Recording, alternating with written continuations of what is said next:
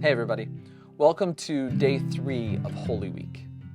Years ago, my wife and I were in Yosemite National Park, and we were talking to a park ranger who was explaining to us why they would do controlled fires throughout Yosemite. What they told us was when the government first took control, they used to put out fires that would occur naturally within the park because they thought they were preserving the park that way.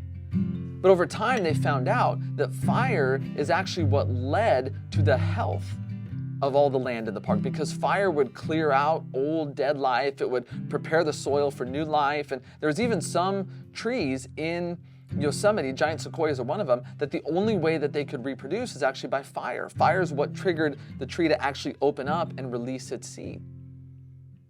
And so they began to light controlled fires because they knew that fire and kind of clearing the way of old life was the only way to produce new life.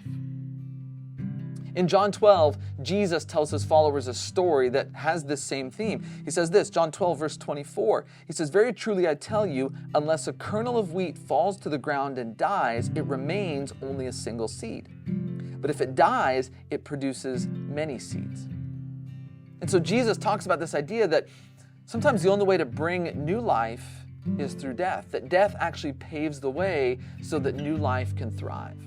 And Jesus doesn't just teach this, he embodies this through his own death, that his own death is the means by which all of creation is being made new, that death is what paves the way for resurrection, that we need to learn to let things go, to let things die so that we can experience newness.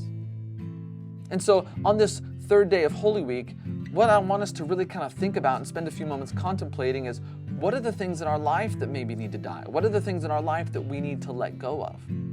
What are the things in our life that we need to drop so that something new can live? See, for a long time I thought that faith was about what you held on to, but what I'm learning is that no, faith is actually about what you let go of.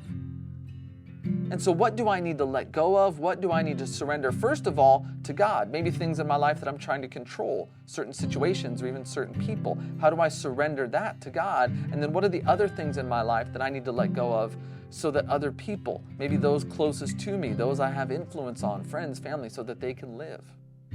So what in my life do I need to surrender to God?